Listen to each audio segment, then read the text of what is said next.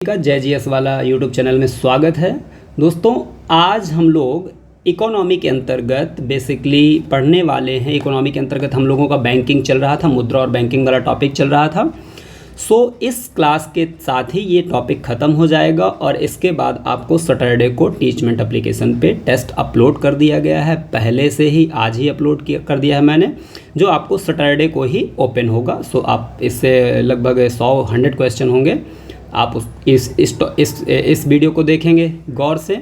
इसके पहले के इकोनॉमी के जो लेक्चर फर्स्ट, लेक्चर सेकंड और लेक्चर थर्ड है, वो अगर वीडियो गौर से देखते हैं तो उम्मीद है कि वो 100 क्वेश्चन में से बेटा आप 100 के 100 क्वेश्चन सॉल्व कर देंगे। और याद रखना, सारे जितने क्वेश्चन मैंने टेस्ट में डाले हैं वो सभी के सभी क्वेश्चन आपके एग्ज़ाम में पूछे हुए प्रश्न हैं। या तो वो किसी CDS के एग्ज़ाम में पूछा गया है, PCS के एग्ज़ाम में पूछा गया है, समीक्षा अधिकारी के एग्ज़ाम में क्वेश्चन पूछे गए हैं, और या तो फिर वो SSC या वनडे के एग्ज़ाम में पूछे गए हैं। आपको ये चौथा लेक्चर है उस टॉपिक से रिलेटेड। इसके पहले के 3 लेक्चर ऑलरेडी यूट्यूब में अपलोड हो चुके हैं। तो बहुत गौर से इस लेक्चर को देखिएगा, चूँकि ये लेक्चर काफ़ी ज़्यादा इम्पॉर्टेंट होने वाला है मेरे दोस्तों। इस लेक्चर में सबसे पहले बात करते हैं कि आज के इस टॉपिक में हमको पढ़ना क्या है, लेक्चर में पढ़ना क्या है। तो इसके अंतर्गत, इस लेक्चर के अंतर्गत दोस्तों हम लोग पढ़ने वाले हैं, हम लोग क्या पढ़ने वाले हैं। तो इस टॉपिक के अंतर्गत बेसिकली आज के टॉपिक क्या हैं, तो आज हम लोग प्रमुख प्रिंटिंग प्रेस को देखेंगे, जहां पर नोट की छपाई होगी।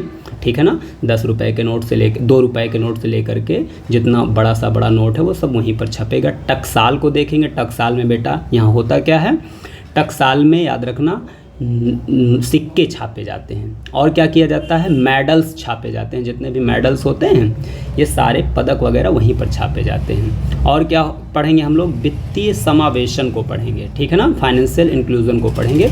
इसके साथ साथ विमुद्रीकरण को पढ़ेंगे। बहुत अच्छे अच्छे टॉपिक आज मैंने लिए हैं यहाँ पर। डिमोनेटाइजेशन पढ़ेंगे। इसके बाद अवमूल्यन को बेटा यहीं पर पढ़ेंगे। ये बहुत ही ज़्यादा इंपॉर्टेंट टॉपिक होने वाला है अवमूल्यन आपका, चूँकि यहाँ से अक्सर बड़े एग्जामों में क्वेश्चन जनरेट होते हैं। इसके बाद आज के टॉपिक में हम मुद्रास्फीति को पढ़ेंगे। बहुत अच्छा टॉपिक है बेटा मुद्रास्फीति। इसका एक एक मैकेनिज़्म समझेंगे। अवमूल्यन और मुद्रास्फीति का एक एक मैकेनिज़्म पढ़ेंगे। उसके साथ साथ एक ग्रेशम का नियम भी आता है। ठीक है ना, मुद्रा वाले टॉपिक में एक ये भी है ग्रेशम का नियम। कुछ नहीं है, ग्रेशम का नियम ने कहा था कि भैया जो ख़राब मुद्रा होती है वो अच्छी मुद्रा को मार्केट से भगा देती है। सिंपल इतना। और वैसे भी आपने देखा होगा, जो ख़राब लोग होते हैं अच्छे लोगों के बीच में आते हैं तो फिर अच्छे लोगों को भगना पड़ता है और उनकी मोनोपोली हो जाती है। ठीक है ना, तो ग्रेशम का नियम भी कुछ इस तरीके का है। ठीक है, उसके बाद हम देखेंगे प्रमुख NBFC क्या होती हैं। उसके पहले भी हमने फर्स्ट क्लास में जो हमारा पहला लेक्चर है उसमें सारा क्लियर हो गया है। आज हम उन बैंकों के बारे में देखेंगे। NBFC कौन कौन से इंपॉर्टेंट बैंक हैं उनके बारे में देख लेंगे। इसके बाद इस टॉपिक मुद्रा और बैंकिंग से रिलेटेड पूरे टॉपिक में जो भी इम्पॉर्टेंट तथ्य हैं उन सबको कलेक्शन किया गया है, उनको देख लेंगे। तो आज का ये क्लास बहुत ही ज़्यादा इम्पॉर्टेंट होने वाला है। इसलिए इसको बहुत गौर से देखिएगा और सारी चीज़ें आप लोग नोट डाउन जरूर कर लीजिएगा। चलो चलते हैं। सबसे पहले हम लोग चलते हैं भारत के प्रमुख प्रिंटिंग प्रेस की तरफ चलते हैं। तो देखिए, भारत में नोट, क्या बेटा, नोट तथा डाक टिकट तथा नेशनल सिक्योरिटी सर्टिफिकेट और पोस्टल ऑर्डर, ये सब आप लोगों ने देखे होंगे। नोट देखे हैं, डाक टिकट देखे हैं, नेशनल सिक्योरिटी सर्टिफिकेट देखे हैं, पोस्टल ऑर्डर देखे हैं, किसान विकास पत्र होते हैं। इन सभी को छापने के लिए भारत सरकार ने बहुत सारी क्या स्थापित कर रखी हैं, प्रिंटिंग प्रेस स्थापित कर रखी हैं। अब भारत में जो इम्पॉर्टेंट कुछ प्रिंटिंग प्रेस हैं वो 5 ही हैं जिनका आपको याद रखना है और यही पूछी जाती हैं। पूछ लेगा आपसे, बताइए, इंडियन सिक्योरिटी प्रेस, ये प्रिंटिंग प्रेस है जहाँ पर नोट छापे जाएंगे। ठीक है ना, कहाँ पर है इंडियन सिक्योरिटी प्रेस बेटा, नासिक रोड महाराष्ट्र में पड़ती है। उसके बाद सिक्योरिटी प्रिंटिंग प्रेस, देखो थोड़ा सा अंतर है। ठीक है ना, सिक्योरिटी प्रिंटिंग प्रेस कहाँ पे है, तो ये हैदराबाद में है, आसानी से याद कर सकते हो। बैंक नोट प्रेस, ये सबसे ज़्यादा अक्सर यही पूछी जाती है। बैंक नोट प्रेस का कहाँ पर हेडक्वार्टर है, तो बेटा ये देवास में है। देवास कहाँ, मध्य प्रदेश में। तो बैंक नोट प्रेस आपका देवास में हो जाएगा। सिक्योरिटी पेपर मिल आपका कहाँ है, तो ये नर्मदापुरम मध्य प्रदेश में है। मध्य प्रदेश में देखो 2 हैं, एक देवास में है बैंक नोट प्रेस और एक मध्य प्रदेश के नर्मदापुरम में है सिक्योरिटी पेपर मिल। और एक पश्चिम बंगाल में बेटा शाह बनी है तथा कर्नाटक के मैसूर में, मैसूर के नाम से ही है। तो ये कुल मिलाकर के शाह बनी तथा मैसूर याद रख लेना। आपसे जब भी ये प्रिंटिंग प्रेस पूछी जाएंगी तो ये प्रिंटिंग प्रेस ऊपर की जो 4 हैं ये पूछी जाएंगी और वो कहाँ पर हैं वो पूछी जाएंगी। इंडियन सिक्योरिटी प्रेस सबसे इम्पॉर्टेंट है इनमें से, इसलिए ये ज़्यादा इम्पॉर्टेंट है, इसलिए इसको याद रख लीजिएगा। ये कहाँ पे है? महाराष्ट्र के नासिक रोड पे है। ठीक है ना? इतने में मुझे लगता है कोई दिक्कत नहीं होगी। यहाँ क्या किया जाता है तो भैया नोट छापे जाते हैं। ठीक है ना? आपको नोट छपना देखना है तो आप यहाँ चले जाइए, आपको बढ़िया सा नोट छपते हुए दिखाई देंगे, लेके नहीं आ पाओगे, इतना ध्यान देना। इसके बाद हम बात करते हैं इंडियन सिक्योरिटी प्रेस के, थोड़ा डिटेल में बात करते हैं। देखिए बेटा, इंडियन सिक्योरिटी प्रेस, ये आपका चित्र देख लीजिए कितनी भौकाली बनी है। इसकी स्थापना कब हुई थी तो कहोगे सर 1925 में हुई थी, अंग्रेज़ों के टाइम पे। दिख भी रहा है, स्ट्रक्चर शैली भी दिख रही है अंग्रेज़ों वाली। ठीक है ना? ये है Indian security press, Nashik road. कहाँ पे बेटा? महाराष्ट्र में। इस प्रिंटिंग प्रेस में क्या क्या छापा जाता है, किस किस चीज़ की छपाई होती है, वो सारा कुछ बेटा यहाँ पर मैंने लिख दिया है। ये सारी चीज़ें यहीं पर छापी जाती हैं। क्या क्या? SBI की चेकबुक कहाँ छपती है तो यहीं पर छपती है। बॉन्ड जितने भी होते हैं वो कहाँ छपते हैं? यहाँ पर छपते हैं। राष्ट्रीय बचत प्रमाण पत्र बेटा कहाँ पर छपते हैं, अर्थात नेशनल सेविंग सर्टिफिकेट कहाँ पर छापे जाते हैं तो यहीं पर छापे जाते हैं।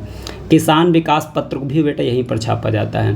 पासपोर्ट भी आप कहाँ से छपवाओगे तो यहीं से छप के आते हैं। और स्टाम्प पेपर जितने भी हैं बेटा वो भी यहीं पे। स्टाम्प पेपर हालांकि इसके अलावा भी जो प्रिंटिंग प्रेस है वहाँ भी छापे जाते हैं, लेकिन यहाँ भी स्टाम्प पेपर छापे जाते हैं। तो ये सारी चीज़ें यहाँ पर छापी जा रही हैं।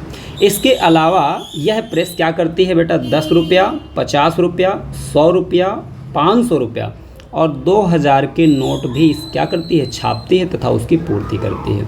तो ये इंडियन सिक्योरिटी प्रेस है। कहाँ पे है बेटा? नासिक रोड, महाराष्ट्र पे है। काफ़ी इंपॉर्टेंट है, इसलिए इसको बहुत गौर से ध्यान से याद कर लीजिएगा, पढ़ लीजिएगा। इसके बाद बात करते हैं, इसी के बारे में डिटेल में देखने की ज़रूरत थी। बाकी का जितने भी प्रिंटिंग प्रेस हैं बेटा उनका केवल आप लोकेशन याद रख लीजिएगा। सिक्योरिटी प्रिंटिंग प्रेस हैदराबाद में है।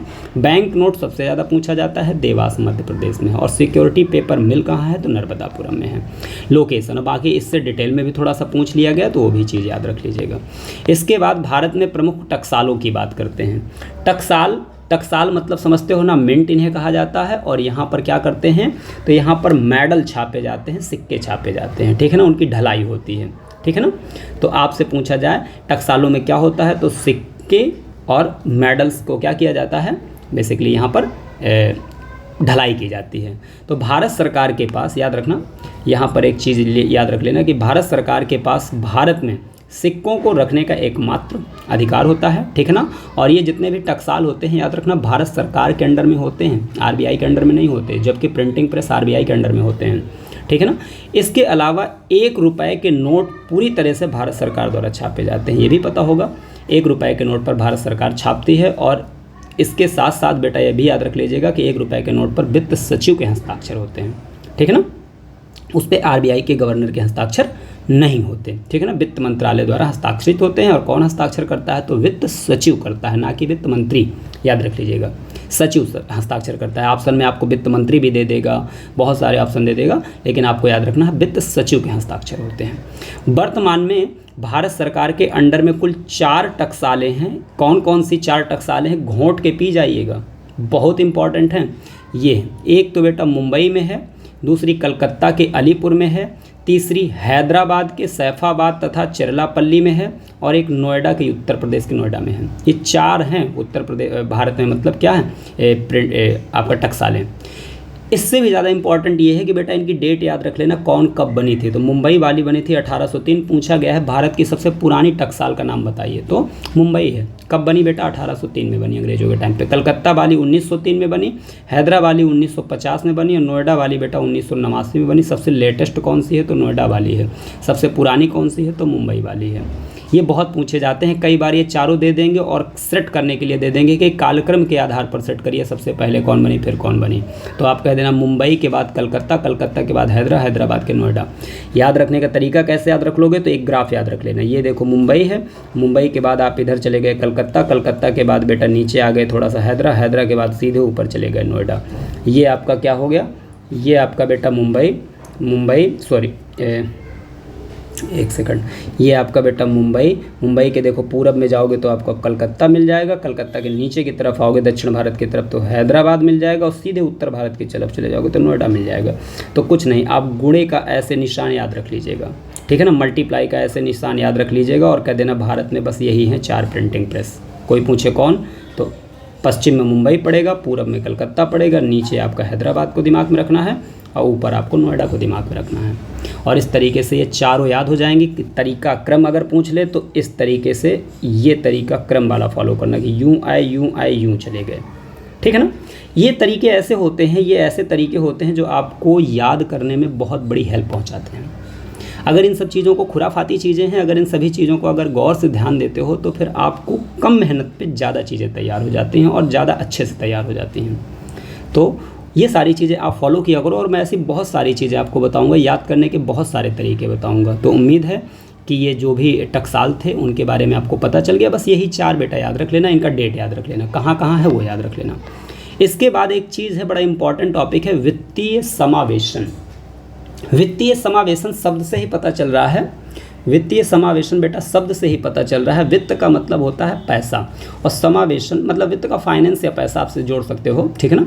समावेशन का मतलब सबको समाहित कर लेना, सबको सामा लेना। जैसे सपोज करो ये रास्ता है, कुछ लोग यहाँ से चल रहे हैं, इस रास्ते में कुछ लोग चल रहे हैं, ठीक है ना। ये रास्ता, ये जो लोग हैं ये इस रास्ते का लाभ उठा रहे हैं, लेकिन कुछ लोग ऐसे हैं जो बेटा यहाँ पर खड़े हैं जिनको पता ही नहीं है कि इस रास्ते में हम कैसे जाएं। तो सरकार क्या करती है, हमारे सबके ऊपर सरकार होती है। सरकार करती क्या है कि इन लोगों को भी कहती है कि बेटा आओ तुम इस रास्ते से चलो, तो इनको भी वो रास्ता मिल जाता है। कुछ ऐसा ही होता है। देश में एक मुख्य धारा होती है। मुख्य धारा किसे कहेंगे, वो धारा जो सरकार के द्वारा दी गई सभी प्रकार की जो योजनाएं हैं उनका फ़ायदा उठा रही होती हैं। और देश में कुछ ऐसे भी वर्ग होते हैं जो वंचित वर्ग कहलाते हैं, गरीब तबका कहलाता है, जिन्हें सरकार के द्वारा दी गई सभी प्रकार की जो योजनाएं हैं, लाभ है, उसका वो फ़ायदा नहीं उठा पाते। तो सरकार करती क्या है, ऐसे लोगों को मुख्य धारा में लेकर के आने का प्रयास करती है। तो इसे तो कहते हैं समावेशन, मुख्य धारा में लेके सबको शामिल कर देना, ठीक है ना। अब वित्तीय समावेशन यहाँ पर चीज़ किसकी है, तो फाइनेंशियल की है। किसकी चीज़ है बेटा, फाइनेंशियल की है, ठीक है ना। आज भी आप देखते हो कि इस 2014 से पहले आपने एक चीज़ नोटिस की होगी कि सबके पास बैंक खाते नहीं होते थे, अर्थात जो बैंक रूपी रास्ता है उस रास्ते पे सब लोग चलना नहीं जानते थे। लेकिन 2014 के बाद जनधन खाता जैसी योजना सरकार के द्वारा लाई जाती है और इसके तहत हर एक गरीब लोग का भी क्या किया जाता है, खाता खोला जाता है और उसको भी खाता रखने का अधिकार होता है, ठीक है ना। और बहुत कम प्राइस में, बहुत कम रुपए में भी खाता, 1 रुपया में भी खाता खोले गए, ठीक है ना। तो कुल मिला के सभी लोग बैंक वाले रास्ते पे आ गए। तो इसे भी ये भी वित्तीय समावेशन का सबसे बेहतरीन उदाहरण है। मतलब क्या है कि यह एक अवधारणा है, कंसेप्ट है। इसके अंतर्गत समाज के गरीब तथा वंचित वर्ग के लोगों को वित्तीय सेवाएं उपलब्ध की जाती हैं, अर्थात पैसे से रिलेटेड, फाइनेंस से रिलेटेड सेवाएं, मतलब सबको। इनको तो पहले से मिल ही रही थी, जिनको नहीं मिल रही उनको भी वो लाभ दिलाना कहलाता है वित्तीय समावेशन। अर्थात वित्त के मामले, वित्त रूपी रास्ते में सभी का समावेश कर देना, सभी को मिला देना, ताकि उसका सभी लोग फ़ायदा उठा सकें, ठीक है ना। इसके लिए सरकार बैंकिंग सुविधाएं बनाती है, पेंशन सुविधाएं लेके आती है, ठीक है ना। इन सभी चीज़ों की सरकार व्यवस्था करती है। इस दिशा में सरकार ने बहुत कदम उठाए हैं, ठीक है ना। सबसे बड़ा कदम इस दिशा में बेटा प्रधानमंत्री जनधन योजना का जाता है और इस योजना के माध्यम से ही आज देखो तो हर घर में छोटा से छोटा व्यक्ति से लेकर के, हर गरीब से गरीब व्यक्ति से लेकर के, घर में बुजुर्ग से लेकर के, कितना भी इंटीरियर गांव हो, सबके घर में खाते हैं, सबका अपना खाता है, चाहे उसमें 1 रुपया ही क्यों ना हो, लेकिन अकाउंट नंबर सबका है, ठीक है ना। अर्थात सभी लोग बैंक से जुड़ चुके हैं। 2014 से पहले ऐसी व्यवस्था नहीं थी, बहुत सारे लोगों के पास खाते ही नहीं हुआ करते थे। तो भैया जिसका खाता ना हो तो खुलवा लेना, ज़रूरत पड़ती है, ठीक है। तो ये इस टॉपिक में क्या याद रखना है, पहली बात तो वित्तीय समावेशन का मतलब क्या होता है, आप ये चीज़ याद रख लेना। दूसरी बात ये याद रख लेना कि बेटा वित्तीय समावेशन से संबंधित भारत सरकार ने क्या कोई योजनाएं निकाली हैं।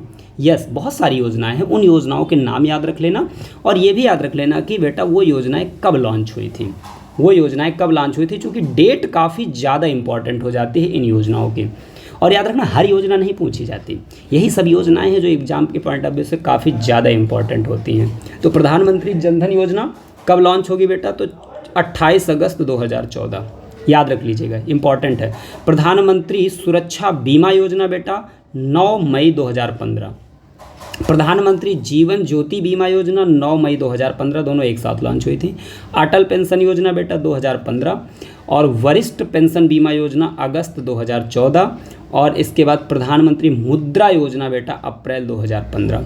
तो इनकी डेट इंपॉर्टेंट है, ये डेट ज़्यादा याद रखनी। सबसे ज़्यादा इंपॉर्टेंट आपकी योजना है प्रधानमंत्री जनधन योजना। इसकी डेट बेटा रट डालना, एग्जाम में अक्सर पूछी जाती है, चूँकि इसका संबंध इससे है, ये करंट से चीज़ रिलेटेड चीज़ नहीं है, या ऑलरेडी आपका थ्योरिकल चीज़ हो गई।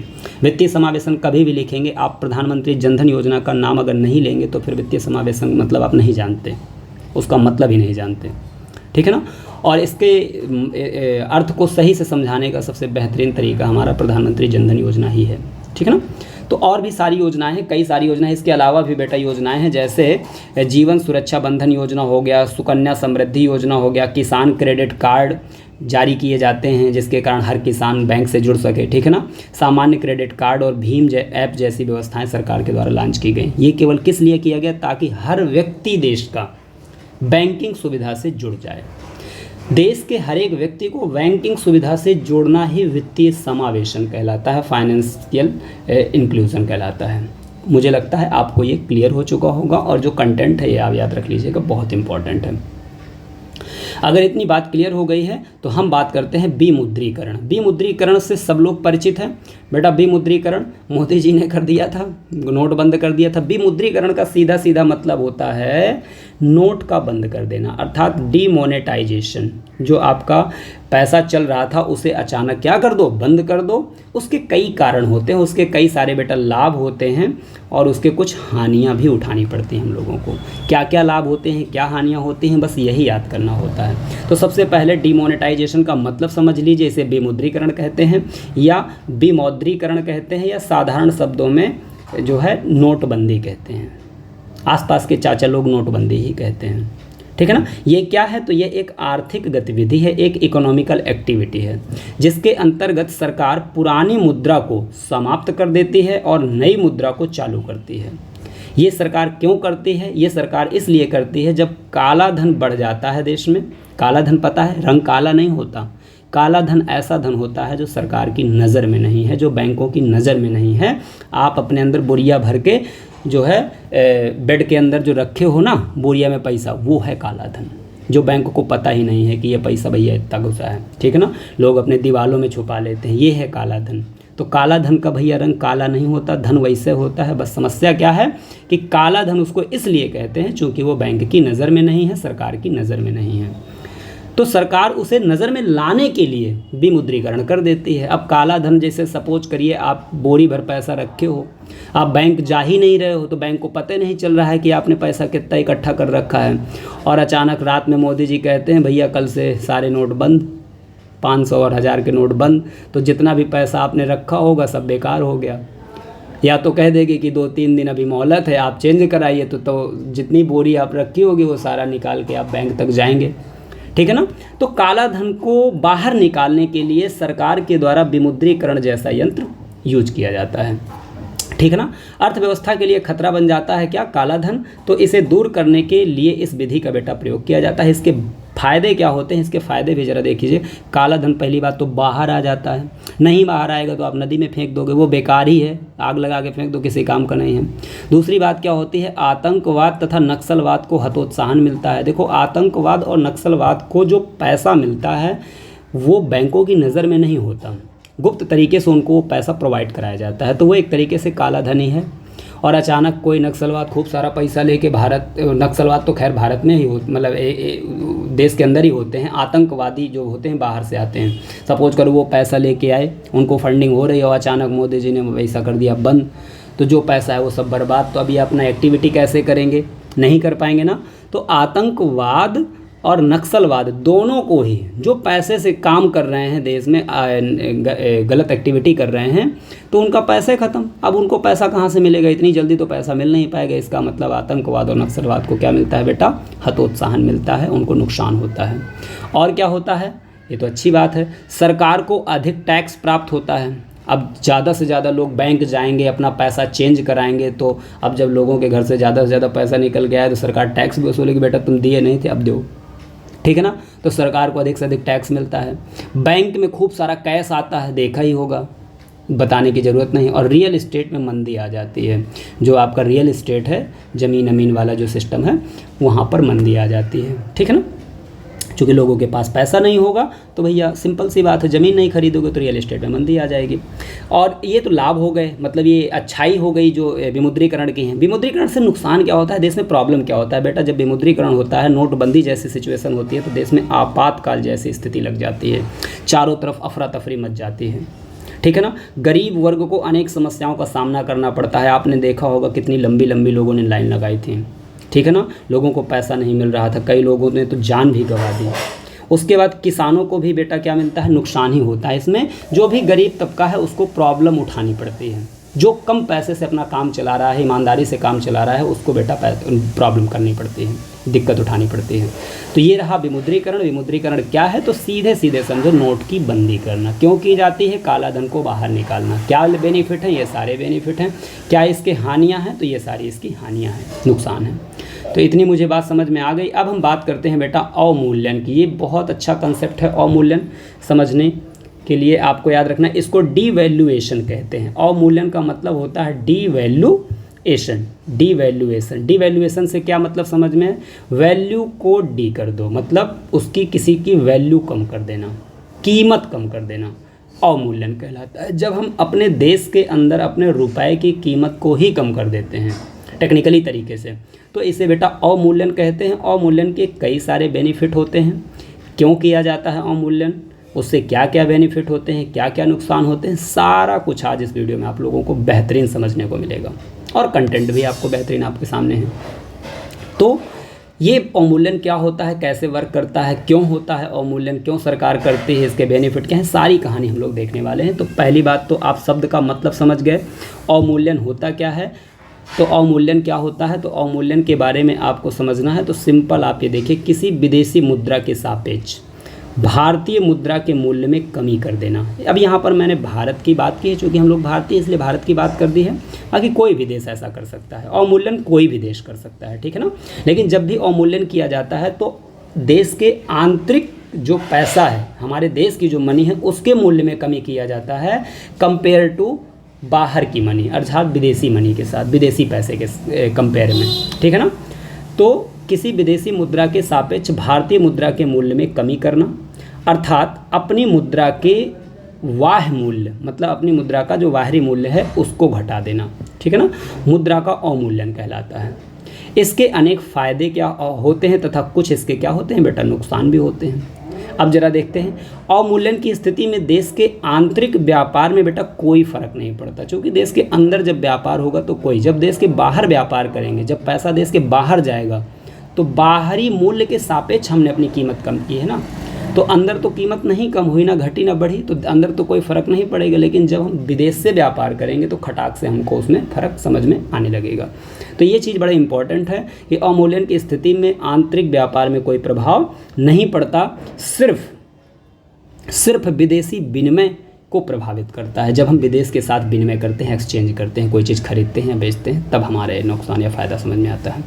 याद रखना, इसका जो उद्देश्य होता है बेटा, यह प्रक्रिया मुख्य रूप से निर्यात को बढ़ावा देने के लिए की जाती है। इकोनॉमिकल एक्टिविटी ये कब की जाती है, जब हमको क्या करना होता है, एक्सपोर्ट को बढ़ाना होता है, निर्यात को बढ़ाना होता है, ठीक है ना, ताकि अर्थव्यवस्था को क्या मिल सके बेटा, गति मिल सके। इस फायदे को ध्यान में रख करके कोई देश अपने यहाँ अवमूल्यन करता है। याद रखना, अवमूल्यन हमारे देश में अब तक 3 बार हो चुका है, ठीक है ना। आज़ादी के बाद से अब तक देखो, सबसे पहले अवमूल्यन 1949 में हुआ था बेटा, दूसरी बार अवमूल्यन 1966 में सरकार के द्वारा किया गया था, और तीसरी बार बेटा 1991 में किया गया था। याद रखना, 1991 वाले जो अवमूल्यन किया गया था ये 2 चरणों में किया गया था। कितने चरणों में किया गया था, तो 2 चरणों में। तो एग्जाम में कभी कभी पूछ सकता है आपसे कि 2 चरणों में अवमूल्यन पहली बार कब किया गया था, तो 1991 में किया गया था। पहली बार अवमूल्यन कब किया गया था, तो याद रखना 1949 में। दूसरी बार कब किया गया था, तो 1966 में किया गया था। तो ये कोई नई प्रक्रिया नहीं है, सतत प्रक्रिया है, पहले भी चलती रही है, आगे भी होता रहेगा, सरकारें करती रहेंगी, ठीक है ना। इसके कुछ बेनिफिट होते हैं और इसके कुछ बेटा नुकसान भी होते हैं, सब अभी हम लोग समझेंगे, ठीक है ना। यहाँ पर लेकिन एक चीज़ और याद रख लीजिएगा, अगर एक देश, देखो अवमूल्यन की प्रक्रिया जब विश्व के कई सारे देश मिल करके करते हैं, जैसे हमने भी कर दिया, बगल वाले पड़ोसी देश ने भी कर दिया, उसके पड़ोसी देश ने भी कर दिया, सब लोग अपने अपने देश की वैल्यू को कम कर रहे हैं, पैसे को बाहरी पैसे के सापेक्ष कम कर रहे हैं। क्यों? ताकि निर्यात को अपने यहाँ बढ़ा सकें, ठीक है ना। निर्यात बढ़ता है तो देश में कई सारे बेटा फ़ायदे होते हैं, अभी सारा बताऊँगा। तो याद रखना, जब विश्व के कई सारे देश ऐसा कार्य एक साथ करते हैं, क्या करते हैं, एक साथ करते हैं, तो इसे बेटा करेंसी वार कहा जाता है, मुद्रा युद्ध कहा जाता है। तो अगर आपसे कभी पूछ लिया जाए मुद्रा युद्ध किसे कहते हैं, तो सिंपल शब्दों में आप उसे कह सकते हो कि अवमूल्यन की प्रक्रिया जब कई सारे देशों के द्वारा एक साथ अपनाई जाती है तो इसे करेंसी वार कहते हैं या मुद्रा युद्ध कहते हैं। इतनी बात मुझे लगता है आपको समझ में आ गई हो गई। आप बताइए अवमूल्यन क्यों किया जाता है, उद्देश्य क्या है, तो निर्यात को बढ़ावा करने के लिए, निर्यात को बढ़ाने के लिए, ठीक है ना। अवमूल्यन का मतलब क्या है, बाहरी मुद्रा के सापेक्ष अपने देश की मुद्रा के मूल्य को कम कर देना। अब ये कैसे होता है, प्रक्रिया क्या है, जरा देखिए। इस प्रक्रिया को समझना है तो बेटा यहाँ पर एक चीज़ तो समझते हैं कि ये अवमूल्यन से क्या बेनिफिट और कैसे नुकसान पहुँचता है। इसके लिए ज़रा समझिए, अवमूल्यन का मतलब तो आपने समझ आ ही गया कि जैसे ये भारत समझो, इसको थोड़ा सा मैं यहाँ पर, ये आपका भारत है, इसको भारत समझो और इसको समझ लो अमेरिका। मतलब हम लोग भारत से अमेरिका के कंपेयर करेंगे, मतलब इसको हम विदेश मानेंगे और इसको अपना देश मानेंगे। कैसे देखेंगे, अब ज़रा देखिए, हमने अपने, ये बंदा है कोई, ये कोई क्या है बेटा, बंदा है, ये कोई बंदा है, ठीक है ना। हमने यहाँ पर एक चीज़ किया कि बंदे ने कोई चीज़ बनाई, अर्थात उसने बनाया कुछ गुड्स, अर्थात वस्तुएं बनाई। सपोज करो उसने पेन बनाया, ठीक है ना, भारत का बंदा है, उसने बनाया पेन, और भारत में अवमूल्यन की स्थिति अभी नहीं है। तो जब भी ये पेन विदेश में जाकर के बेचेगा, ठीक है ना, तो वो विदेश में बेटा कोई भी चीज़ बिकेगी तो डॉलर में ही बिकेगी, ठीक है ना। तो सपोज करो उसको एक पेन उसने बनाया और विदेश में उसने बेचा, तो वो पेन 50 रुपया, मतलब $1 अभी मान लिया कि 50 रुपये के बराबर है, और पेन की कीमत $1 है, तो उस बंदे को 50 रुपये मिल गए। बात समझ में आ गई। उसने पेन बनाया, विदेश में गया, अब सपोज करो पेन की कीमत $1 है, तो उसे कितना रुपया, इस बंदे को कितना रुपया मिलेगा, तो अगर $1 50 रुपये के बराबर है, मतलब अभी मूल्य इतना है भारतीय रुपये का इसके मूल्य के सापेक्ष, तो उसको 50 रुपया मिल जाएगा इस बंदे को। अभी ये पाया बेटा 50 रुपया एक पेन बेचने का।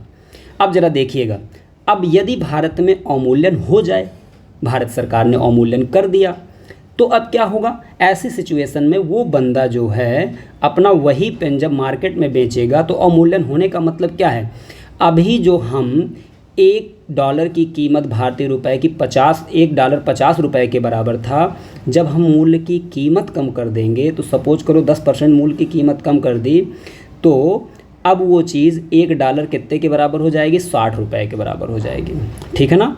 अब $1 की कीमत कितने की हो गई, 60। तो यहाँ मूल्य रुपए का कम हुआ या डॉलर का, रुपए का कम हुआ, चूँकि पहले $1 की कीमत 50 रुपया थी, तो रुपया हमारा मजबूत था। अब $1 की कीमत 60 रुपया हो गई, अर्थात डॉलर के कंपैरिजन में हमारा रुपया क्या हो गया, कमज़ोर हो गया, ठीक है ना, ठीक है। तो अब जब ये बंदा जा कर के विदेश में बेचेगा कोई चीज़, अपना वो पेन बेचेगा, तो अब उसे बेचने में, उसी एक पेन को बेचने में अब इस बंदे को कितना रुपया मिलेगा, तो इस बंदे को मिलेगा बेटा 60 रुपया। बात समझ में आ गई। पहले उस बंदे को मिल रहा था जब अवमूल्यन नहीं था तो 50 रुपया, अब अवमूल्यन अगर हो गया तो अब उसको मिल रहा है कितना, 60 रुपया। रुपए की मूल्य की कीमत कम हो गई बाहरी संदर्भ में। अब ज़रा समझना, अब ये सोचिए कि इस बंदे को पहले बेच रहा था तो 50 रुपये मिल रहा था एक पेन, अब वो बेच रहा है तो उसे विदेश से कितना पैसा मिल रहा है, तो वो पैसा मिल रहा है बेटा इसे 60 रुपया। तो ये करेगा क्या, ये ज़्यादा से ज़्यादा पेन बनवाएगा, ज़्यादा से ज़्यादा बेचने का प्रयास करेगा, क्योंकि ये पैसा कमाना चाहता है, देश का बंदा है, कंपनी है, उससे पैसा कमाना चाहता है। तो वो ज़्यादा से ज़्यादा बेटा पेन बनवाएगा, क्यों, ताकि वो ज़्यादा से ज़्यादा उसका क्या कर सके, निर्यात कर सके, उसको बेच सके, इसीलिए तो ज़्यादा से ज़्यादा पेन बनवाएगा। समझिएगा ज़रा। तो ये बेटा निर्यात करने के लिए ज़्यादा से ज़्यादा उत्पादन करवाएगा। उत्पादन बढ़ा मतलब अवमूल्यन के कारण हुआ क्या, निर्यात को बढ़ावा मिला। क्यों बढ़ावा मिला, फ़ायदा समझ में आ रहा है। निर्यात जब बढ़ेगा बेटा तो कब निर्यात बढ़ेगा तो आपको चीज़ें ज़्यादा उत्पादन करना पड़ेगा। जब ज़्यादा उत्पादन करना पड़ेगा तो आपको लोगों की ज़्यादा ज़रूरत पड़ेगी, अर्थात लोगों को बेटा रोज़गार ज़्यादा मिलेगा। लोगों को जब रोज़गार ज़्यादा मिलेगा तो अब सबको रोज़गार मिला तो सबके पास पैसा हो जाएगा। जब पैसा जब बढ़ता है लोगों के पास तो बेटा इसी को कहते हैं मुद्रास्फीति। तो ये इसका ड्रॉबैक है। अवमूल्यन का ड्रॉबैक ये है कि लॉन्ग टर्म में वो मुद्रास्फीति में कन्वर्ट हो जाता है। अच्छा, दूसरी तरफ देखो, निर्यात बढ़ा। निर्यात बढ़ने से बेटा क्या होगा, जब हम ज़्यादा से ज़्यादा चीज़ें बेचने का प्रयास करेंगे, देश की हर एक कंपनी विदेश में बेचने का प्रयास करेगी तो भारत में क्या आएगा, डॉलर ज़्यादा आएगा। बेटा जब भी भारत में डॉलर या विदेशी मुद्रा ज़्यादा आती है तो भारत का भुगतान संतुलन क्या होता है, पॉजिटिव होता है। जब हमारे देश में विदेशी मुद्रा बढ़ती है तो याद रखना भारत की जो भुगतान संतुलन है वो बढ़ जाता है, और भारत का भुगतान संतुलन बढ़ना मतलब देश तरक्की पे चलना होता है। और एक चीज़ यहाँ पर याद रख लीजिएगा, निर्यात बढ़ेगा तो उत्पादन बढ़ाना पड़ेगा, उत्पादन बढ़ाएंगे तो बेटा देश की जीडीपी भी बढ़ेगी। तो देखो बढ़ काफ़ी चीज़ें रही हैं। अवमूल्यन होने से देश की जीडीपी में ग्रोथ होती है, अवमूल्यन होने से देश के रोजगार में वृद्धि होती है, अवमूल्यन होने से बेटा देश में डॉलर ज़्यादा आता है, अवमूल्यन होने से बेटा भुगतान संतुलन पॉजिटिव होता है अर्थात ग्रोथ करता है। ठीक है ना। एक ड्रॉबैक है बेटा कि मुद्रास्फीति लॉन्ग टर्म में वो चीज़ किस में कन्वर्ट हो जाती है, मुद्रास्फीति में कन्वर्ट हो जाती है। इसीलिए याद रखना अवमूल्यन को कहा क्या जाता है, लाभ के उद्देश्य से किया गया एक क्या होता है, नुकसान होता है। तो इसका पहला उद्देश्य तो बेनिफिट ही होता है, लेकिन बाद में लॉन्ग टर्म में इसका बेटा क्या हो जाता है, नुकसान होता है। क्यों? चूँकि लॉन्ग टर्म में जो अवमूल्यन है वो मुद्रास्फीति की स्थिति पैदा कर देती है देश में, और मुद्रास्फीति की अधिक रेट देश के लिए हमेशा घातक होती है। क्योंकि मुद्रास्फीति की रेट जब ज़्यादा समय तक के लिए सस्टेन कर जाएगी तो बेटा वो मंदी में कन्वर्ट हो जाती है। किस में कन्वर्ट हो जाती है, मंदी में। और मंदी महामंदी में, जब मंदी वैश्विक स्तर पर पहुंच जाती है तो बेटा महामंदी में कन्वर्ट हो जाती है, और महामंदी बहुत खतरनाक होती है। आपको पता है सन 1928-29 के आसपास पूरे दुनिया में एक महामंदी का दौर आया था, याद है ना। उसी की वजह से फिर भारत में ज़्यादातर बैंकें बंद हो गई थी, हालांकि उसके पीछे विश्व युद्ध का भी कारण था। ठीक है ना। तो याद रखना महामंदी का दौर आ सकता है, ठीक है ना। लेकिन वो लॉन्ग टर्म में, शुरुआत में बेनिफिट दिखाई देगा लेकिन उसका दूरगामी उसका परिणाम नुकसान होते हैं। तो अगर आपसे पूछा जाए कि बताइए भाई कि अवमूल्यन के फ़ायदे क्या हैं, तो कहोगे निर्यात को बढ़ावा मिलता है। कैसे निर्यात को बढ़ावा मिलता है आप खुद समझ के देखिए, समझ में आ जाएगा इस बंदे के आधार पर। देश में विदेशी मुद्रा की आवक बढ़ती है, समझ में आता है। विदेशी मुद्रा ज़्यादा आएगी, डॉलर ज़्यादा आएगा, क्योंकि जब ज़्यादा बेचोगे तो विदेश में जाके बेचोगे तो विदेश में तो चीज़ें डॉलर में ही बिकेंगी ना, रुपये में थोड़ी ना बिकेंगी। वो तो जब भारत में आएंगे तो रुपए डॉलर में कन्वर्ट हो जाता है, तो भारत सरकार अर्थात आरबीआई उस डॉलर को रख देती है और तुमको रुपया पकड़ा देती है। ठीक है ना। तो आरबीआई के पास डॉलर का कलेक्शन बढ़ जाएगा। ये डॉलर या विदेशी मुद्रा कोई भी हो, ठीक है। मैं यहाँ पर डॉलर इसलिए बोल रहा हूँ क्योंकि मैंने अमेरिका को कंपेयर किया है और अमेरिका की मुद्रा डॉलर है, ठीक है ना। भुगतान संतुलन धनात्मक होता है, बहुत बड़ी बात है। देश के अंदर उत्पादन को बढ़ावा मिलता है, बिल्कुल बढ़ावा मिलेगा, क्योंकि जब निर्यात ज़्यादा होगा तो कंपनियां ज़्यादा प्रोडक्शन करने के लिए ज़्यादा कर्मचारी रखेंगी, ज़्यादा कर्मचारी रखेंगी तो सिंपल सी बात है उत्पादन बढ़ावा, ठीक है ना। जीडीपी ग्रोथ होता है, रोजगार में वृद्धि होती है। तो ये सारे बेनिफिट्स हैं अवमूल्यन के। बस नुकसान क्या है, मुद्रास्फीति की स्थिति बन जाती है, लेकिन वो लॉन्ग टर्म में और आगे चल के वो मंदी जैसी स्थिति में कन्वर्ट हो जाती है। तो ये इसका ड्रॉबैक है, अवमूल्यन का ड्रॉबैक है बेटा। अवमूल्यन इकोनॉमी का बहुत ही कंसेप्चुअल टॉपिक है, याद रखना। अगर ये चीज़ समझ में आई है तो कमेंट जरूर करना कि हाँ सर आपने अवमूल्यन बहुत बढ़िया समझाया है।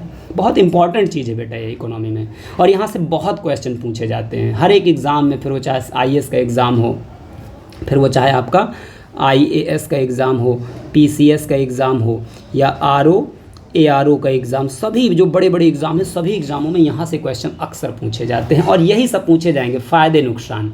और आपको फ़ायदे नुकसान पता होंगे, जब आपको कंसेप्ट पता होगा तो आपको कितने भी फ़ायदे नुकसान बता सकते हैं, ठीक है ना। इसके फ़ायदे और भी हो सकते हैं, आपको बस कंसेप्ट पे फोकस करिए, ठीक। तो ये चीज़ याद रख लीजिएगा। इसलिए अवमूल्यन को क्या कहा जाता है, लाभ के उद्देश्य से किया गया नुकसान। मुझे उम्मीद है कि आपको ये चीज़ बहुत अच्छी समझ में आई होगी। अब हम बात करते हैं मुद्रास्फीति की, इन्फ्लेशन की बात करते हैं। ये भी टॉपिक काफ़ी ज़्यादा इंपॉर्टेंट है। अब मुद्रास्फीति को समझना है तो बेटा एक चीज़ समझिए, इसके लिए मुद्रास्फीति को अगर समझना है तो एक चीज़ समझिए कि मुद्रास्फीति का मतलब क्या है। केवल शब्द पे पहले फोकस किया करो, इस शब्द का मतलब क्या है। मुद्रास्फीति का सीधा सीधा मतलब है कि भैया तुम्हारी जेब में पैसा ज़्यादा हो जाए। तुम्हारी जेब में पैसा ज़्यादा हो जाए, एक तो कंसेप्ट दिमाग में ये भर लो कि मुद्रास्फीति का मतलब है लोगों के पास पैसा ज़्यादा होना, अर्थात मार्केट में अधिक तरलता होना। हम लोग चूँकि मार्केट के भाग होते हैं तो लोगों के पास अधिक पैसा होना, ठीक है ना, या मार्केट में अधिक पैसा होना। एक तो कंसेप्ट ये समझ लीजिए। दूसरा ये कंसेप्ट समझ लीजिए कि वस्तुओं और सेवाओं की कीमत का बढ़ जाना। जो भी देश में गुड्स एंड सर्विस, दो ही प्रकार की चीज़ें होती हैं बेटा, या तो गुड्स होती है तो सर्विस होती है। दोनों ही प्रकार की चीज़ों का कीमत का बढ़ जाना ही मुद्रास्फीति कहलाता है। याद रखना, इस स्थिति में बाजार में क्या बढ़ती है बेटा? तरलता। तरलता मतलब लिक्विडिटी। लिक्विडिटी का मतलब क्या होता है? लोगों के पास कैश बढ़ जाता है, ठीक है ना। अब ये कैसे बढ़ता है, क्यों बढ़ता है, पूरी उसकी प्रोसेस हम बताएंगे आपको, जिसके कारण वस्तु और सेवाओं की कीमत बढ़ जाती है। लोगों के पास पैसा ज़्यादा हो जाता है तो ऑलरेडी जो है, जब पैसा ज़्यादा होगा तो डिमांड ज़्यादा होगी, डिमांड ज़्यादा होगी तो कीमत, सिंपल सी बात है, हर चीज़ की बढ़ जाती है। डिमांड एंड सप्लाई का रूल पहले ही पढ़ चुके हो, एडम स्मिथ ने दिया था, ठीक है ना। मुद्रास्फीति की स्थिति में उत्पादक, जो चीज़ जो बंदा पैदा कर रहा है कुछ भी, उसको सदैव क्या होता है बेटा? फ़ायदा होता है। क्यों फ़ायदा होता है? क्योंकि वह वस्तु तथा सेवा का क्या कर रहा है? उत्पादन कर रहा है। या तो वस्तु का उत्पादन कर रहा होगा तो सेवा का उत्पादन कर रहा होगा, ठीक है ना। जिससे क्या होता है? बड़ी कीमत का उसे क्या मिलता है? फ़ायदा मिलता है, ज़्यादा उसको पैसा मिलेगा, ज़्यादा उत्पादन करेगा। उत्पादन नहीं करेगा तो क्या मिलेगा? बात समझ में आ गई। तो उत्पादक को हमेशा मुद्रास्फीति में क्या मिलेगा बेटा? फ़ायदा मिलेगा। तो बात समझ में आ गई। मुद्रास्फीति का मतलब है वस्तु और सेवाओं की कीमत का बढ़ना, अर्थात तुम्हारी जेब में पैसे का बढ़ना। दो ही कंसेप्ट अगर समझ लोगे तो फिर ये पूरी टॉपिक बिल्कुल हलवा लगेगा, ठीक है ना। अब याद रख लेना, मुद्रास्फीति की गणना कैसे की जाती है देश में, कैसे पता करेंगे कि मुद्रास्फीति की स्थिति है? तो याद रखना, थोक मूल्य सूचकांक। दो तरीके के मूल्य सूचकांक होते हैं वस्तुओं से रिलेटेड, एक थोक मूल्य सूचकांक और एक फुटकर मूल्य सूचकांक। तो थोक मूल्य सूचकांक के आधार पर ही देश में मुद्रास्फीति का आकलन किया जाता है। ये कई बार एग्जाम में रिपीटेड क्वेश्चन है कि मुद्रास्फीति आकलन करने के लिए सबसे बेहतरीन आपके पास कंपोनेंट क्या है? तो कह दोगे सर थोक मूल्य सूचकांक, अर्थात ऐसा इंडेक्स जिसमें थोक मूल्य रखे हैं चीज़ों, ठीक है ना। थोक की, देखो हर चीज़ का एक थोक रेट होता है, एक फुटकर रेट होता है, रिटेल रेट होता है। तो थोक मूल्य सूचकांक हर एक वस्तु का एक निश्चित मूल्य होता है जो सरकार के द्वारा निर्धारित होता है, उसकी एक इंडेक्स होती है जिसे हम थोक मूल्य सूचकांक कहते हैं, ठीक है ना। तो इसके आधार पर ही सरकार पता कर पाती है कि मुद्रास्फीति की स्थिति है या नहीं। और ये कौन पता करता है? तो बेटा ये आरबीआई का काम है। मुद्रास्फीति की जांच करना ये आरबीआई का काम है। आरबीआई मॉनेटरी पॉलिसी के आधार पर पता करती है और इसको कंट्रोल भी करती है। याद रखना, मुद्रास्फीति को कम कैसे किया जा सकता है, ये अपने आप में बड़ा प्रश्न है। अगर मुद्रास्फीति है मार्केट में तो इसको, महंगाई है मार्केट में, मुद्रास्फीति को एक साधारण शब्दों में महंगाई भी हम लोग कह देते हैं। क्या कह देते हैं बेटा? महंगाई कह देते हैं। क्यों? क्योंकि वस्तु और सेवाओं की कीमत बढ़ रही है। अब इसको कम कैसे कर सकते हो जरा सोचिए। आपको कह दिया जाए भाई मुद्रास्फीति की स्थिति को, महंगाई को मार्केट से कम करो, तो आप क्या सोचोगे? आप उसके कंसेप्ट पे जाओ। महंगाई मार्केट में होने का मतलब लोगों के पास पैसा ज़्यादा होना है, तो आप लोगों से पैसा खींच लो, ऑटोमेटिक महंगाई कम हो जाएगी। वही दिमाग लगाओगे। याद रख लेना कि मुद्रास्फीति को कम करने का काम दो लोग करते हैं भारत में। एक तो भारत सरकार करती है। क्या करती है बेटा? एक तो भारत सरकार करती है और दूसरा बेटा आरबीआई। आरबीआई मौद्रिक नीति के द्वारा ये काम करती है और भारत सरकार राजकोषीय नीति, ये भारत सरकार। तो कोई पूछे भारत में मुद्रास्फीति को कौन कंट्रोल करता है, कौन कम कर सकता है? तो ये बेटा आरबीआई भी कर सकती है और भारत सरकार भी कर सकती है। बात समझ में आ गई। भारत सरकार इसके लिए क्या करेगी? तो मौद्रिक नीति जारी करेगी। भारत सरकार क्या करेगी? तो भारत सरकार इसके लिए राजकोषीय नीति जारी करेगी। याद रखना, राजकोषीय नीति भारत सरकार का अंग है और मौद्रिक नीति बेटा किसका है? आरबीआई का। कोई पूछे मौद्रिक नीति कौन जारी करता है? तो रिजर्व बैंक ऑफ इंडिया जारी करती है। और राजकोषीय नीति भारत में कौन जारी करता है? तो इंडियन गवर्नमेंट जारी करती है। अब आरबीआई करेगी क्या इसके लिए? तो मैंने आरबीआई को टॉपिक पढ़ा चुका हूँ पिछले वीडियो में, आप उसको एक बार जाकर विजिट जरूर करिएगा, बहुत अच्छा समझ में आएगा। आरबीआई के कुछ लगाम होते हैं, कुछ इसके घोड़े होते हैं, ठीक है ना। देखो इसके तहत आरबीआई करती क्या है? Bank rate, repo rate, reverse repo rate, ये सब क्या होती है मेरे पिछले वीडियो में बेहतरीन समझाया है, मज़ा आ जाएगा, एक बार जाके ज़रूर देखिएगा, ठीक है ना।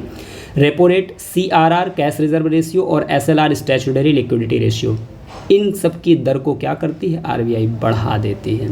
बेटा इन सब की दर को जैसे ही बढ़ाती है तो उससे फ़ायदा क्या होता है? बैंकों के पास पैसा कम होने लगता है। अब ये इसका मैकेनिज़्म क्या है, तो ये पीछे वीडियो में मैंने बनाया है, बताया है, वो चीज़ आप वहाँ समझिएगा, ठीक है ना। काफ़ी अच्छा मैकेनिज़्म है इसका। तो याद रखना, bank rate, repo rate, reverse repo rate, CRR, SLR, इन सबकी रेट को RBI क्या कर देती है, बढ़ा देती है। इनकी रेट बढ़ते ही बैंकों के पास पैसे की कमी होने लगती है, बैंकें लोनिंग कम करने लगती हैं और मार्केट में पैसा फ्लो होना बंद हो जाता है। और इस तरीके से मार्केट का पैसा कम हुआ तो महंगाई धीरे से कम हो जाती है, ठीक। तथा क्या करती है RBI, एक काम और करती है, RBI एक ओपन मार्केट एक्टिविटी करती है। ये RBI के द्वारा किया गया एक तरीका है, ओपन मार्केट एक्टिविटी। इसके तहत RBI करती क्या है, सरकारी बॉन्डों को मार्केट में बेच देती है। सरकारी बॉन्डों को जब मार्केट में बेचेगी तो मार्केट का पैसा RBI के पास आ जाएगा, और मार्केट का पैसा ही तो खींचना है मुद्रास्फीति को कम करने के लिए। मुद्रास्फीति का मतलब तुम्हारे पास पैसा ज़्यादा है, कम करने के लिए हम क्या करें, मार्केट से पैसा खींच लें। मार्केट से पैसा कैसे खींचेंगे, तो ये सारे तरीके हैं।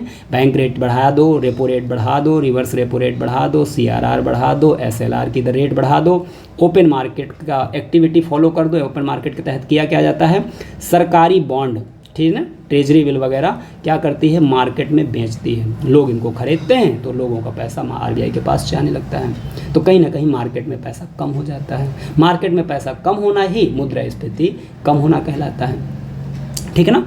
ये तो RBI का काम हो गया। भारत सरकार क्या करती है, बचत का बजट बनाती है, ठीक है ना। प्रत्यक्ष कराधान में वृद्धि कर देती है, मतलब डायरेक्ट टैक्स बढ़ा देगी। टैक्स ज़्यादा बढ़ा देगी तो लोगों का पैसा ज़्यादा टैक्स में जाने लगेगा, लोगों के पास पैसा कम होने लगेगा। सरकारी व्यय में कटौती करती है, मतलब सरकार कम खर्च करेगी। जो कि कम खर्च करेगी तो सिंपल सी बात है, मार्केट में पैसा कम जाएगा और मुद्रास्फीति को कंट्रोल किया जा सकता है। बड़ा साधारण सी चीज़ें हैं, बस 2-3 कंसेप्ट आपको दिमाग में आ जाने चाहिए। अब अगर कोई पूछे मुद्रास्फीति होने के कारण बेटा क्या है, तो मुद्रास्फीति के 2 कारण मुख्य रूप से होते हैं। एक मांग जनित कारक होता है, एक लागत जनित। मतलब अगर मांग के बढ़ने से वस्तुओं की कीमत में वृद्धि होती है तो इसे मांग जनित मुद्रास्फीति, डिमांड पुल इन्फ्लेशन कहते हैं। और अगर उत्पादन कारकों जैसे भूमि हो गया, पूंजी हो गया, श्रम, कच्चा माल, इनकी लागत में अगर वृद्धि हो जाए तो सिंपल सी बात है, वस्तु और सेवाओं में की कीमत में वृद्धि हो जाएगी। तो इस तरीके की मुद्रास्फीति कहलाएगी लागत जनित मुद्रास्फीति। तो कभी आपसे पूछ लिया जाए कि मांग जनित मुद्रास्फीति क्या होती है और लागत जनित मुद्रास्फीति क्या होती है, तो कह देना कि जब लागत में वृद्धि हो जाए, किसी चीज़ को बनाने में जब ज़्यादा पैसा खर्चा करेंगे तो सिंपल सी बात है भैया, महंगा तो बेचेंगे ही बेचेंगे। और अगर किसी चीज़ की मार्केट में डिमांड ज़्यादा हो जाए तो ऑटोमेटिक वो चीज़ महंगी हो जाती है। जैसे अगर आलू इस समय सबसे बढ़िया तो एग्जाम्पल टमाटर का है, भैया मार्केट में जाओ, टमाटर ऐसे बैठा होता है पूरे मुच्छों में ताव दिए कि भैया मेरा नाम न लेना, 100 रुपया किलो हूँ, 150 में हो जाऊँगा अगले दिन। आदमी बड़े संकोच के साथ जाता है और पौवा भर टमाटर लेता है, केवल 250 ग्राम। क्यों? चूँकि इस समय मार्केट में टमाटर कम है, डिमांड उतनी ही है, सप्लाई कम हो गई, ऑटोमेटिक टमाटर का रेट क्या हो गया, महंगा हो गया। डिमांड एंड सप्लाई का रूल। बात समझ में आई कि नहीं आई? अगर बात समझ में आ गई है तो मुद्रास्फीति के बारे में इतनी सारी चीज़ें आपको बहुत अच्छी तरीके से समझ में आ गई। अब यहाँ पर कुछ चीज़ें देखते हैं, जैसे मुद्रास्फीति किसे किस प्रकार प्रभावित करेगी। यहाँ पर ये देखेंगे कि मुद्रास्फीति से कौन प्रभावित होगा और किस प्रकार प्रभावित होगा, ठीक है ना। तो सबसे पहले याद रख लेना एक चीज़ यहाँ पर इम्पॉर्टेंट है बेटा, इसको गौर से देखिएगा थोड़ा सा।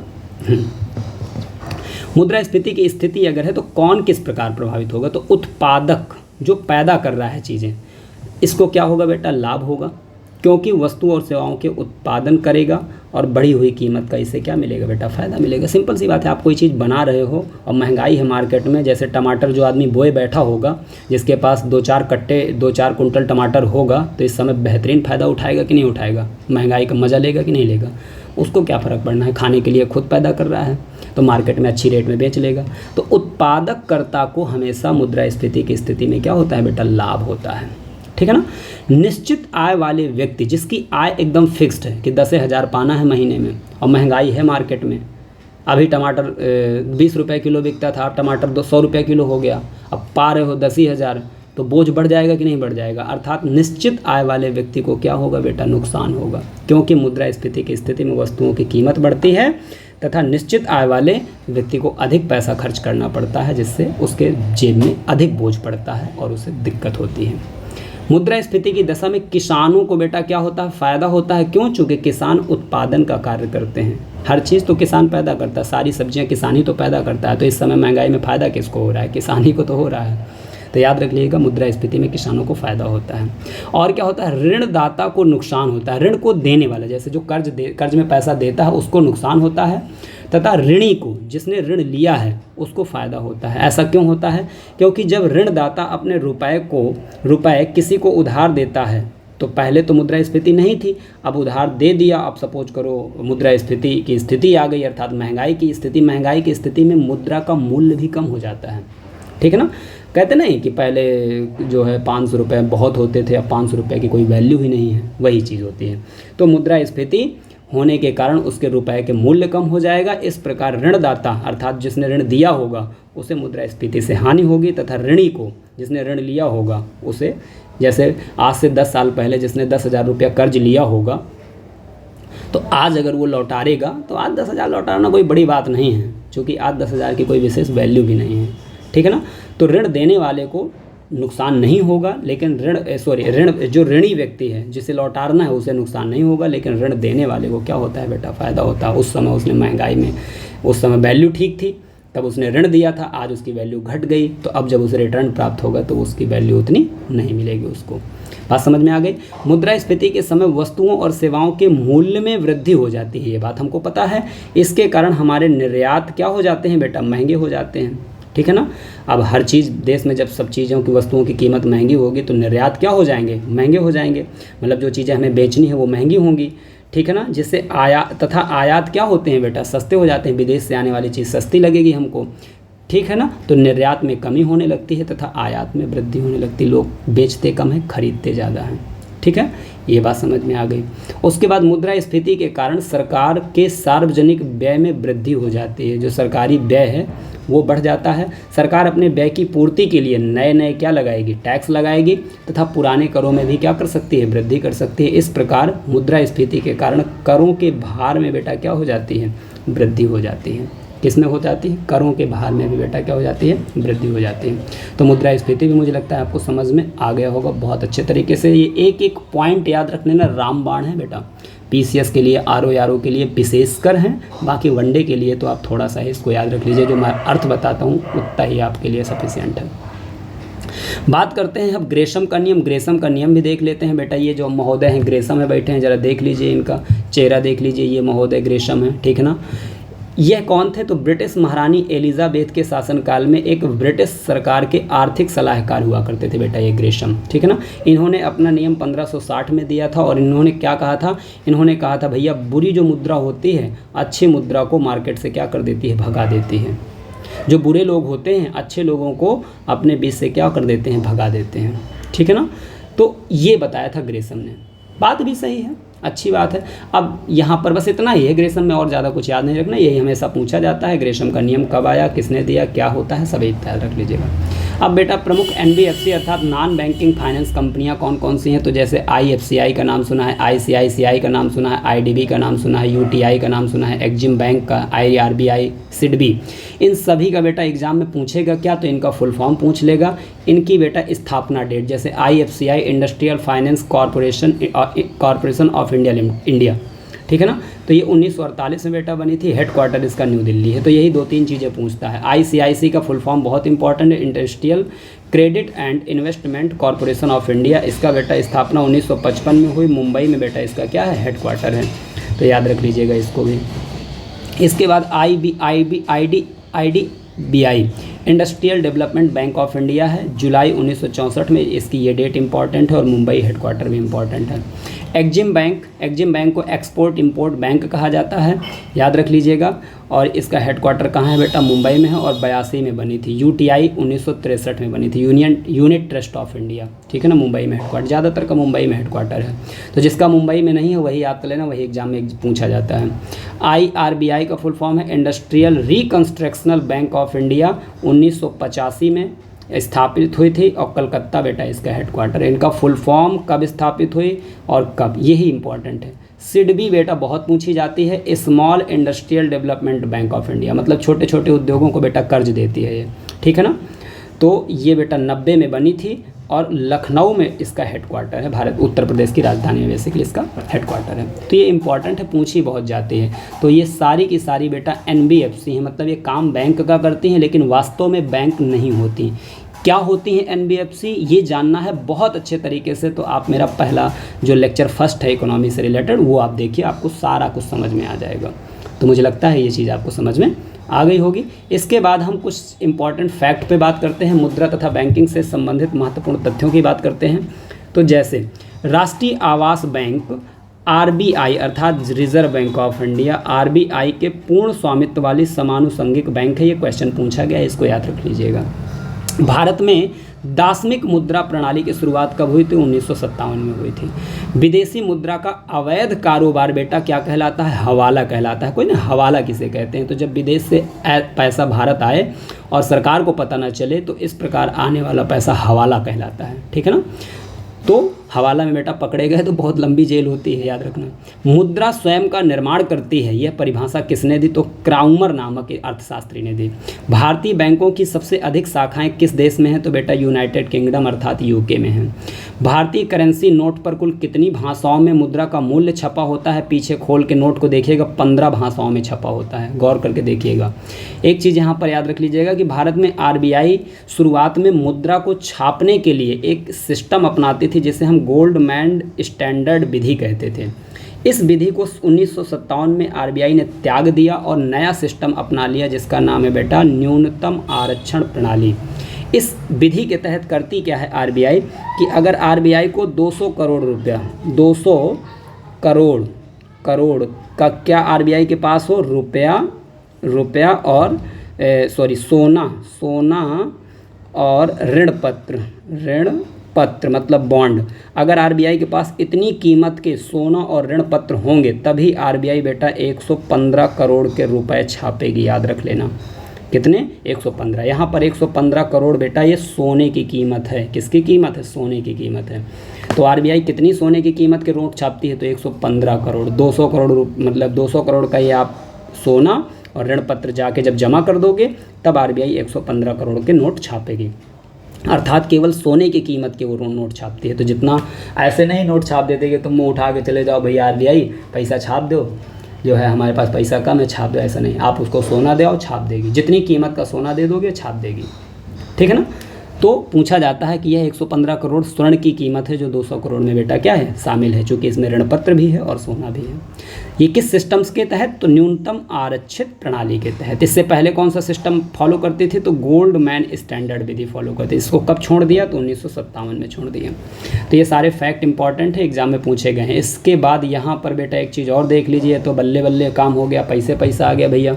देखिए बहुत इंपॉर्टेंट है, मुद्रा तथा बैंकिंग से रिलेटेड महत्वपूर्ण तथ्यों में हम लोग देखते हैं कि हमारे रेलवे का एग्ज़ाम हुआ या वनडे के अदर कोई एग्ज़ाम हुए, वहाँ ये ज़रूर पूछ लेता है कि किस नोट में कौन सा चित्र बना है।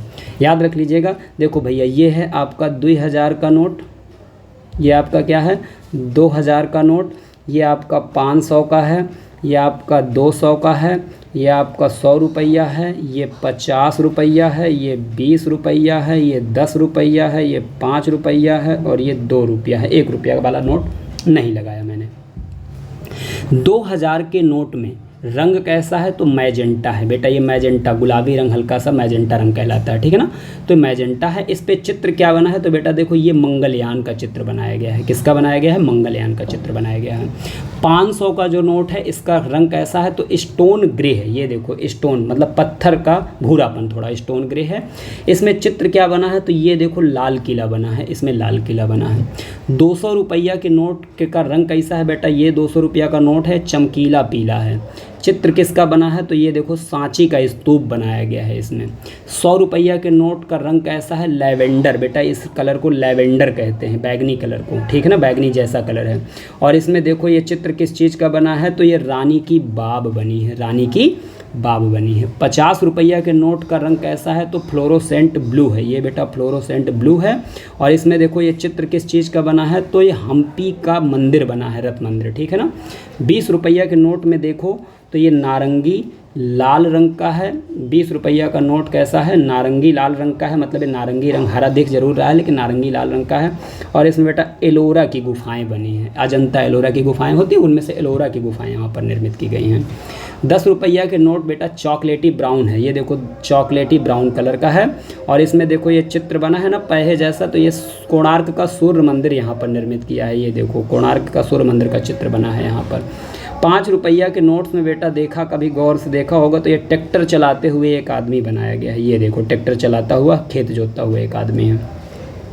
2 रुपया के नोट्स में बेटा एक चीज़ देखी होगी, 2 रुपया के नोट्स में ये देखो हमारा उपग्रह बना है। भारत का प्रथम उपग्रह आर्यभट्ट था और इस उपग्रह को इसमें बनाया गया है।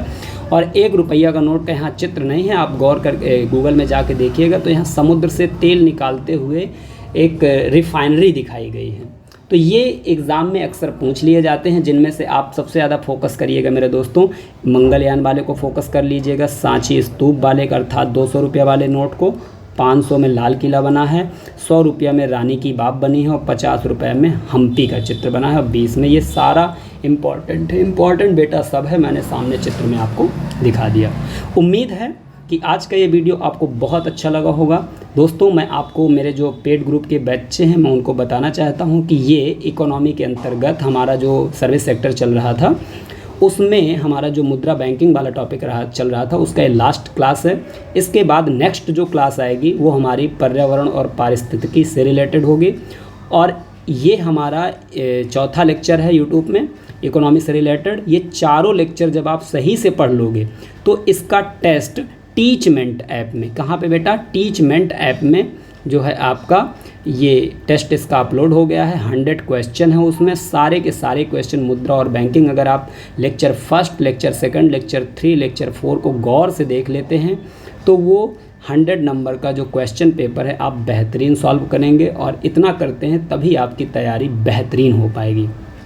तो इस चीज़ को ध्यान दीजिएगा, ठीक है। आज की क्लास को हम लोग यहीं पर बंद करते हैं, क्लोज करते हैं। फ़िलहाल अगर क्लास अच्छी लगी हो तो आप चैनल को ज़्यादा से ज़्यादा सब्सक्राइब करें, लाइक करें, ताकि मैं इससे भी अच्छे वीडियो बनाने का प्रयास करूं, आप तक पहुंचाने का प्रयास करूं। दोस्तों आज की क्लास को हम लोग यहीं पर बंद करते हैं। तब तक के लिए जय हिंद, जय भारत।